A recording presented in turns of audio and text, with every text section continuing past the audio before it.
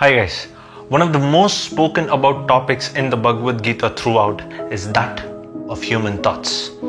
Now when we talk about thoughts, that is the major contributing factor to most sins, especially during the modern time. And when we talk about the advent of Kalki Avatar and when it distributes the difference between evil and good, the major difference is that of the thinking, the thought process of that of good and thought process of that of evil. So thereby, in this video, what we're going to do is see what is the most affecting factor behind thoughts. And in these three verses from 7 to 10 of chapter 17, it says that food is one of the most important factors in how it affects your thoughts. Now here the Bhagavad Gita doesn't say that by smoking or alcohol or by eating non-veg your thoughts are going to get much more corrupt, but it just simply says what is the purpose of you eating one particular dish. And here again the Bhagavad Gita differentiates with three different kinds of people: the Sattvic, the Rajasic and the Tamasic, the good, bad and ugly of the Bhagavad Gita. Here it says that the good, they eat food that only helps them become better and increase their life expectancy. The Rajasic, the bad, they eat food which is based on the taste at that particular moment and no thought of the past or the future.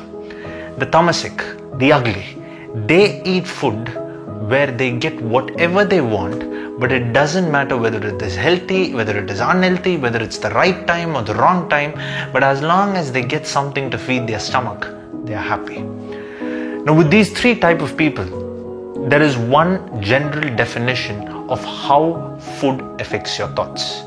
In scientific terms, it is said that food is something that can be taken as fuel for the brain and the entire body. So here, if you don't provide the correct fuel, the best quality fuel that you can to your body, you're going to get products outside you that are not of that great a quality, such as the decisions that we make at certain crucial times, the thoughts that we generate at certain crucial times. All these are dependent on the quality of fuel that we produce. And here it doesn't just mean by eating home cooked food that you are in the good, that is the Sattvic character, but here it determines on how you eat those foods and how, most importantly, you prepare those foods. For example, there is one article and a huge story that came about of honey.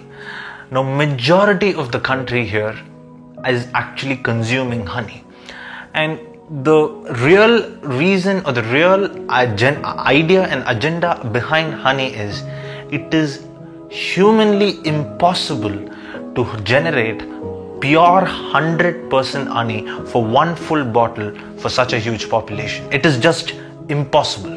Now we can say that honey is actually good for health and we can buy honey or we can buy ghee, but some products are just not humanly impossible without any adulteration to reach the market and thereby reach our stomachs. So here the question is, how much do we limit ourselves from refraining from eating refined products and eating only products that suit our nature?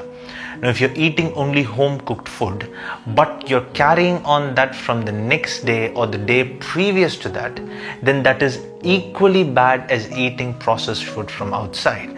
These are all something that scientific studies suggest. But according to the Bhagavad Gita, whatever you eat, it has to be in moderation. It doesn't mean that if you eat fruits and vegetables that you're going to be very strong and powerful and healthy. And it also doesn't mean that by consuming non-vegetarian, you're going to be completely weak. Here what it says is that how you moderately balance your diet than giving importance to only one perspective. Because that is why the Bhagavad Gita doesn't say that Tamasic is bad and Sattvic is good. It says there are three kinds of people. and 3 kinds of faith, 3 kinds of food habits, 3 kinds of speech, 3 kinds of body habits. And all these 3 has to be in moderation at some point in your life. When they go hand in hand, only then the Bhagavad Gita's message as being crucially and critically being understood by each and every one of us. So that is what the Bhagavad Gita says through consumption of food for better thought process in our brain. And these are the theme of these 3 verses in the Bhagavad Gita. And I would see you guys in the next video. Until then, it is goodbye. And of course, thank you for watching.